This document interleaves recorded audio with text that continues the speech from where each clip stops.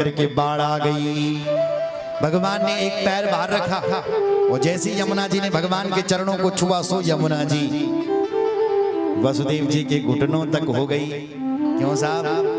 बोले यमुना जी आ रही थी भगवान से मिलने के लिए, क्योंकि यमुना भगवान की पटरानी है और देखना चाहती कि मेरा पति कैसा है। भगवान ने एक लात निकाल दी, बहर एक लात मारी यमुना। शर्म नहीं पहने होनी, मेरे पिताजी के सामने मेरे दर्द मिलना होने लगी। सो यमुना जी चरणों में, अर्थात शायद यमुना जी घुटनों तक इसलिए झुक गई ही क्योंकि यमुना जी भगवान का दर्शन करना चाहती थी। मुख देखूं कैसे हैं मेरे स्वामी। तब तक ससुर जी का लंबा दाढ़ा दिख गया। ससुर जी की दाढ़ी देख करके शर्मा गई बेचारी, इसलिए चरणों में झुक गई। यमुना जी पार की, मेघों ने दर्शन कियो, हम भी घनश्याम, हमारा भगवान भी घनश्याम, तो कुछ न कुछ तो भगवान का स्वागत करें। तो क्या क्या दें भगवान को? बोले भगवान ने छूट दे रखी है, पत्रम पुष्पम फलम तोयम। हमारे पास न पत्र है, न पुष्प है, न फल है, पर तोयम यानी जल है हमारे पास। तो मेघों ने वर्षा करनी शुरू कर दी, तो मंद मंद बारिश होनी शुरू हो गई महाराज। ववर्ष पर्जन्य उपाम सुगर्जिता, मंद मंद बरखा हो रही है।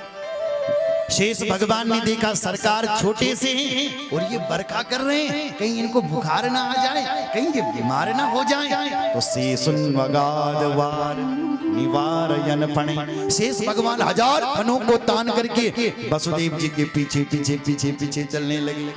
वसुदेव जी गोकुल में पहुंचे योग माया की कृपा से। तब तक वहां सब सो रहे हैं साहब। वसुदेव जी गए देवकी की कक्ष में गए, वहां पर लाली को उठा लिया, लाला को वहां रख दिया और चुपके से यहाँ मथुरा में आए। तब तक पहरेदार भी उठ गए, कंस भी दौड़ा चले आया, पता लगाया कि भाई 8वीं हो गया। तो जहां 8वीं की जगह, जहां लाला की जगह, जहां लाली को पाया, तहां कंस बड़ा घबराया।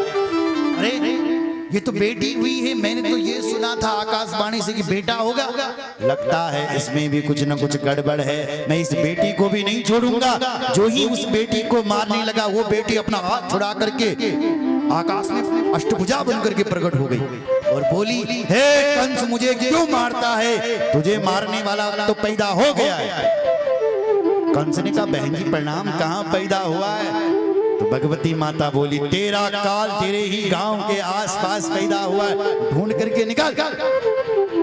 कंस ने अपने सूरवीरों को बुलाया, फौज को बुलाया और कहा, 1 महीने के जितने बच्चे पैदा सबको मारो।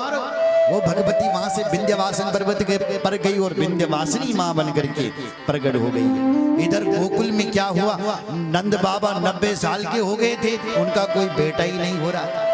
एक दिन कुल पुरोहित जी घर में आए, ब्राह्मण घर में आए और ब्राह्मणों ने नाश्ता पानी किया, भोजन किया और नंद बाबा को बोला, नंद बाबा पुत्रवान भवः। नंद बाबा बोले, हमारा 90 साल के ढोकरा है, अभी तक कुछ हुआ नहीं, अब क्या है जाएगा?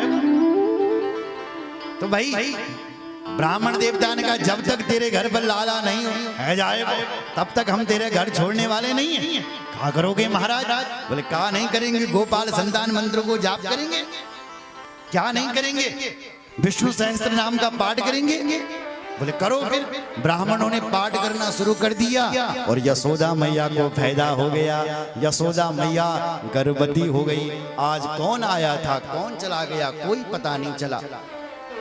नंद बाबा अपनी 2 बहनों को लेने के लिए चला गया। नंद बाबा की 2 बहन हैं, नंदा और सुनंदा, उनको लेने के लिए नंद बाबा गया। सुनंदा आई, नंदा भी आई, भाभी का इंतजार करने लगी, कब होगा, क्या होगा, कैसा होगा। नंद बाबा आज होने वाला है, माला जाप कर रहा है गौशाले में, कब होगा और माला में क्या जप रहा है? अबे तो भयो नाई, आगे की पतो नाई, अभी तो हुआ नहीं, आगे का हमें पता नहीं।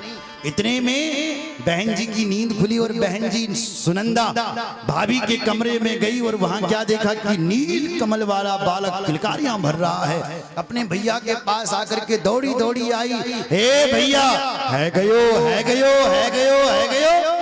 नंदा बाबा ने बोला, बहन जी कहाँ भयो? तब चुपके से बोली, भैया तेरे घर में लाला को जन्म है गयो।